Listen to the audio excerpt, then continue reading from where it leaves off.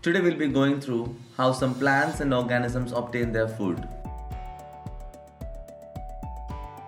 Some plants and animals spend their life stealing from other plants and organisms.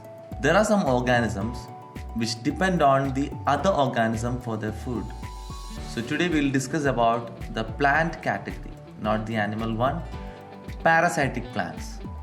Parasitic plants are such plants that derives some or all of their nutrients from other plants and organisms. They depend on the other plants and organisms for their food, which we call it as host. Here we have mistletoe and orchid as example of parasitic plant. The specialty of this plant is they have some part of the food making mechanism in them, but not completely. They depend on their host for food. We know that plants make their own food. These plants have the mechanism to make food, but still they depend on their host for nutrients. They are a bit lazy plants. Let's move forward and see what we have.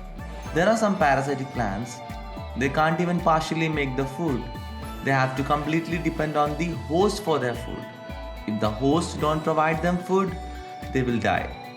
Dodder is such a plant which completely depend on the other plant for its nutrients.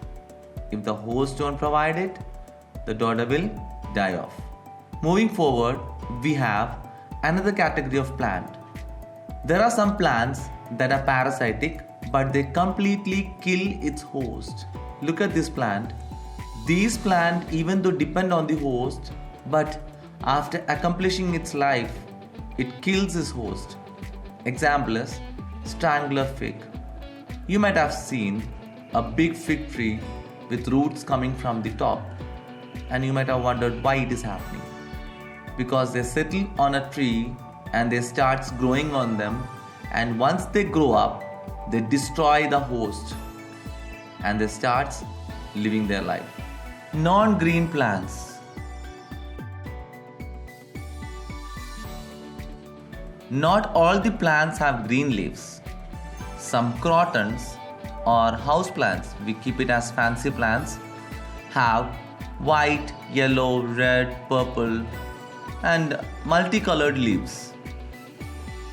And after learning this chapter, you'll be thinking how these plants can make their food. They are reddish in color or they are multicolored, so they'll not be having chlorophyll in them. Yes, your thought is right. Food in such plants are made in the green parts of the leaves. Look at this picture, you'll get an idea on what I'm saying. Some plants do not have chlorophyll in them, like mushrooms and molds. They absorb the nutrients for their growth from the things on which they grow. Look at the bread molds. Bread molds absorb the food from bread and they start living on the bread.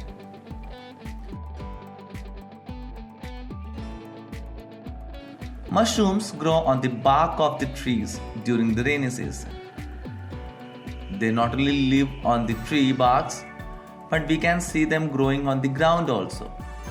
On the ground, they grow on the decaying parts of the leaves or decaying parts of the organisms which are lying on the ground. They usually grow during the rainy season because they need moisture to grow.